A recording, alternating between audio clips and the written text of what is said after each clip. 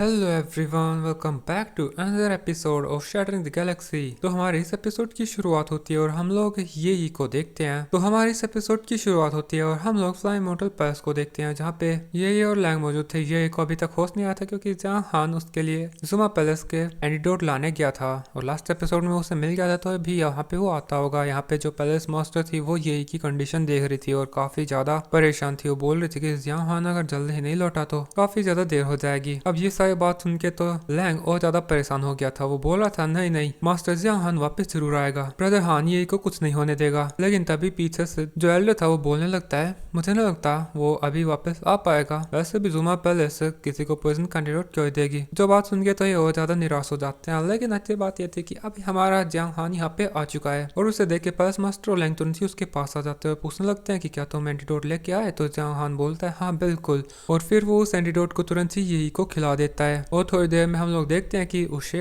होश आने लगता है। ये भी होश में आते ही उसके मास्टर जहाँ लैंग को उसके चारों तरफ खड़ा देखती है और उनका नाम बोलने लगती है और पूछ रही थी कि मैं कहाँ पे हूँ, मुझे क्या हुआ। तो जहाँ उसे बताने लगता है कि तुम्हें और लैंग को जुमा पैलेस के उस लड़की ने स्टॉल स्टेलिंग स्पाइडर से पॉइजन दिया था और इसी वजह से तुम अभी तक कोमा में थी। जिस पे फिर लैंग भी बोलने लगता है हाँ ये तुम जानते नहीं, हम तुम्हें लेके काफी ज्यादा परेशान थे और ब्रदर हान ने तुम्हें बचाया है। अगर तुम्हें कुछ हो जाता तो मेरा पता नहीं क्या ही होता। जो सुन के तो ये भी जियांग हान को थैंक यू बोलने लगती है। तो जियांग हान भी बोलता है कि मैं भी खुश हूँ कि तुम ठीक हो। फिर पैलेस मास्टर भी यही को बोलने लगती है कि तुम आराम करो, तुम्हारी बॉडी अभी वीक है। और जियांग हान को भी बोलते हैं कि तुमने काफी मेहनत करी है इसलिए आराम कर लो। जिसके बाद हमारा सीन चेंज हो जाता है और रात को हमें जियांग हान को दिखाया जाता है जो कि नहा रहा था और नहाते टाइम भी उसका कल्टीवेशन चालू था। जैसे ही वो उसकी आंखें खोलता है तो वो उसके सामने तियान्यू को देखता है। वो उससे पूछ रहा था कि तुम यहाँ मेरे सामने ये क्या कर रही हो। जिस पे तियान्यू बोलने लगती है कि मुझे अकेला छोड़ दो, मैं अकेला रहना चाहती हूँ। तो जियांग हान बोल रहा था तो हाँ जाओ ना अकेले, मैं तो यहाँ पे शोर ले रहा हूँ, मुझसे क्यों डिस्टर्ब कर रही हो। तो वो भी बोलते है कि मैं भी शोर लेना चाहती हूँ। इस पे जियांग हान बोलता है तो बाद में लेना ना, मैं तो फिलहाल बिना कपड़ों के हूँ। तो जो तियान्यू थे वो पीछे मुड़ के बोलने लगती है तो क्या कोइंसिडेंस है, मैंने तो कभी कुछ पहरा ही नहीं। जो सुन के तो जियांग हान खड़ा हो जाता है और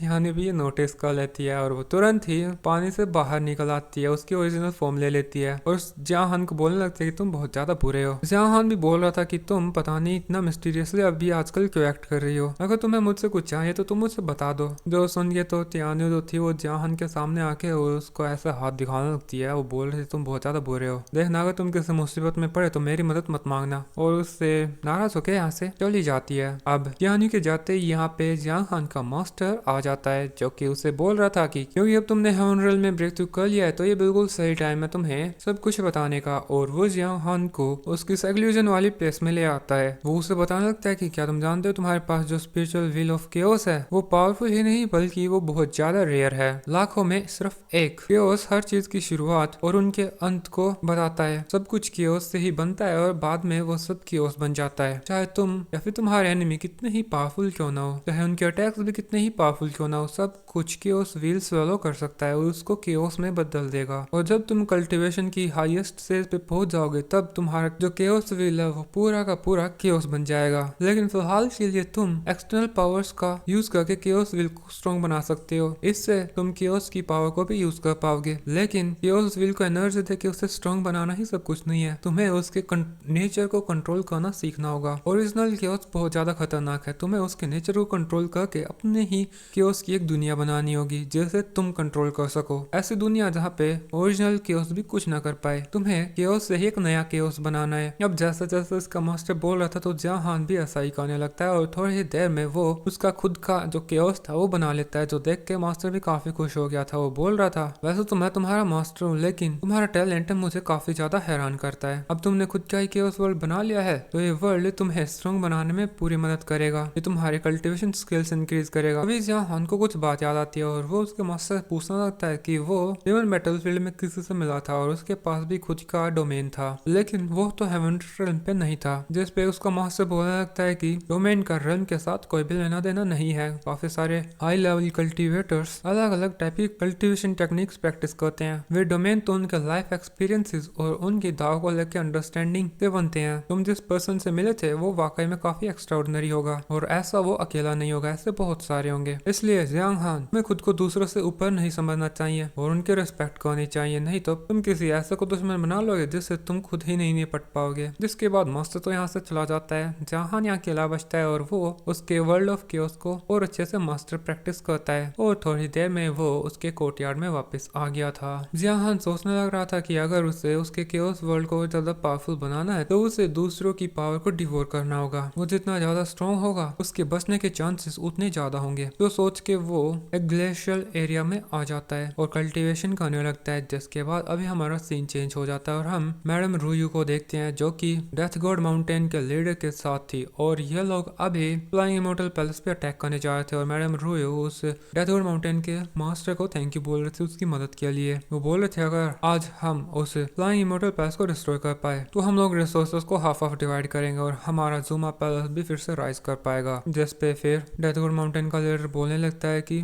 मैडम रूयू आप लोग चिंता ना करें, उस जिया हान ने मेरे 2 टैलेंटेड स्टूडेंट्स को मारा है, मैं बदला लेके रहूंगा। वैसे तुम चिंता मत करो, अगर कोई ज्यादा बड़ी प्रॉब्लम हुई तो उसका भी इंतजाम मैंने कर रखा है। ना तो आज वो जहान बचेगा ना इनका फ्लाइंग इमोर्टल पैलेस। और ये बोलते बोलते ये लोग फ्लाइंग इमोर्टल पैलेस के गेट के सामने आ चुके हैं और यहाँ पे आते साथ जो डेथ गॉड माउंटेन का लीडर था वो जोर जोर से हंसने लगता है। वो बोल रहा था मैंने तो फ्लाइंग इमोर्टल पैलेस यानी कि फैंगजियान हॉल का काफी नाम सुना था, लेकिन यहाँ पे तो कोई पता भी नहीं दिख रहा। और ऐसे मजाक करते करते हंसने लगते हैं। लेकिन फ्लाइंग इमोर्टल पैलेस के गेट के ऊपर यहाँ की मास्टर रख के बैठ जाते। वो बोल रही थी जब तुम जैसे आवारा यहाँ पे भौंक रहे हैं तो दूसरे कुत्तों की क्या जरूरत। अब मैडम लो को यहाँ पे देख के डेथ गॉड माउंटेन का लीडर तो काफी ज्यादा हैरान था। वो बोल रहा था इतने साल हो गए फिर भी तुम सेम दिखाई दे रही हो, तुम्हारी अपीयरेंस तो बिल्कुल नहीं बदली। उसके ऐसा बोलते ही मास्टर लो भी बोलने लगती है तो तुम एल्डर ज़ोउ हो, तुम तो बूढ़े हो गए, मैं तो तुम्हें पहचान ही नहीं पाई। तो सुन के तो उसे गुस्सा आ जाता है और वो बोल रहा था लो फैंगजियान मैं तुझे आखिरी मौका दे रहा हूँ, उस जिया हान को हमें दे दो नहीं तो हम तुम्हारे पूरे फैंगजियान पैलेस को डिस्ट्रॉय कर देंगे। तो इस पे मास्टर लू तो बोलने लगती है कि जिया हान मेरा डिसाइपल है, मैं तो तुम्हें उसे कभी नहीं देने वाली। खैर मेरा तुमसे एक सवाल है, तुम तो मेरे मास्टर को जानते ही होगे, अगर उन्हें तुम्हारे अटैक के बारे में पता चला तो तुम दोनों के फैमिली डिस्ट्रॉय हो जाएंगी। जिस पे मैडम रूयू सामने आते बोल रही थी लू फैंगजियान मैं जानती हूँ कि तुम्हारी लू फैमिली हेवनली सीक्रेट से फ्यूचर प्रिडिक्ट कर सकती है, तो क्या तुमने तुम्हारा फ्यूचर देख लिया है कि कब तुम और तुम्हारा फैंगजियान पैलेस डिस्ट्रॉय हो। जिस पे मास्टर लू बोलती है ओ मुझे फीलिंग थी कि ऐसा होगा। जिस पे मैडम रूयू पूछती है कब। जिस पे मास्टर लू बोलने लगती है मैं एग्जैक्ट टाइम तो नहीं देख पाई, लेकिन मैंने एक चीज का टाइम जरूर देखा है, वो है तुम्हारी मौत, वो तो आज ही होके रहेगी। और उसके ऐसा बोलते ही जो एल्डर ज़ोउ और मैडम रूयू दोनों ही मास्टर लू के ऊपर अटैक कर देते हैं। लेकिन जो मास्टर लू थे उसने तो